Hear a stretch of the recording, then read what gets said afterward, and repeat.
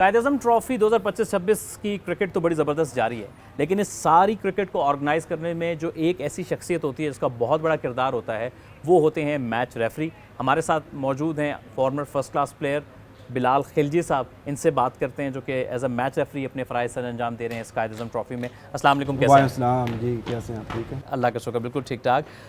एक जो interesting piece of information ये है कि ये ना सिर्फ एक मैच रेफरी हैं, बल्कि इनका बहुत तवील एक फ़र्स्ट क्लास खुद करियर रहा है, जिसमें इन्होंने 12,000 से ज़ायद प्रोफेशनल क्रिकेट में रन्स किए हैं। उसके बाद 100 से ज़्यादा इनकी विकेट्स हैं प्रोफेशनल क्रिकेट में।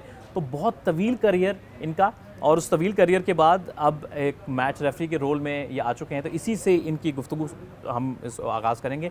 बिलाल भाई, ये बताइए कि एज अ प्लेयर बहुत ज़्यादा आपने खेला, बहावलपुर से आपका ताल्लुक़ था, इतनी लंबी क्रिकेट खेलने के बाद फिर अब एज अ मैच रेफरी, तो इन दो रोल्स के बीच में शिफ्ट करना कितना मुश्किल था?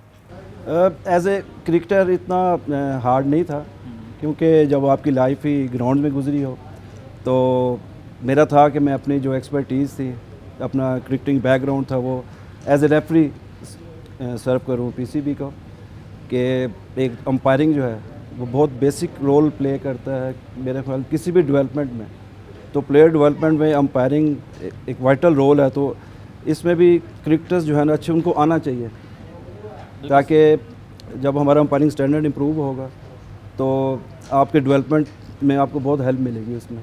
तो इसलिए मैंने फिर रेफरीशिप चूज़ की। ये बताइए कि जब कोई केस रिपोर्ट हो जाता है, इन केस कोई ऑन द फील्ड या किसी भी नौयत का, तो मैच रेफरी क्या सिर्फ प्लेयर को साथ में एजुकेट भी करता है किसी रूल्स के हवाले से, लॉ के हवाले से? जब कोई प्लेयर किसी मामले में आता है, तो मैच रेफरी क्या मॉरली भी थोड़ा गाइड करता है प्लेयर को कि आपको नेक्स्ट टाइम इन चीज़ों का ख्याल रखना है जब आप ऑन द फील्ड होंगे? इट डिपेंड्स कि अगर आप सीनियर और एक प्रोफेशनल प्लेयर हैं, मगर उनको एजुकेट करने की ज़रूरत नहीं है।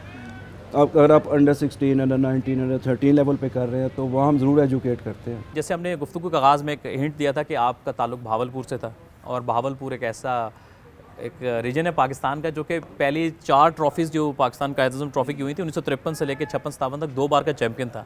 बीच में अब बहावलपुर को इतना बड़ा रीजन नहीं माना जाता। खैर, इस सीज़न में उनकी परफॉर्मेंस अच्छी है। उस रीजन से होना, फिर इतनी तवील फर्स्ट क्लास क्रिकेट खेलना, इतने लंबी क्रिकेट खेलना कैसे मुमकिन हुआ? एक्चुअली हमने बहावलपुर में देखी फर्स्ट क्लास थी। जब आप चाइल्डहुड से ही फर्स्ट क्लास देखते हैं, तो आपका माइंडसेट जो है वो उसी तरह डेवलप होना शुरू हो जाता है। तो हम लकी लोग थे कि बहावलपुर में first class regular at least 5 to 6 matches तो होते थे। सब टेस्ट प्लेयर आके वहाँ खेलते थे, और बहावलपुर की टीम भी बहुत फेमस टीम थी। तो हम स्कूल से आके फ़र्स्ट क्लास का मैच वो थोड़ा सा ही देख लेना बहुत होता है। एक लाइव देखने में, टीवी पे देखने में, और एक ग्राउंड में बैठ के देखने में फ़र्क है। तो बहावलपुर की जो एटमॉस्फेयर थी वो फ़र्स्ट क्लास के लिए थी।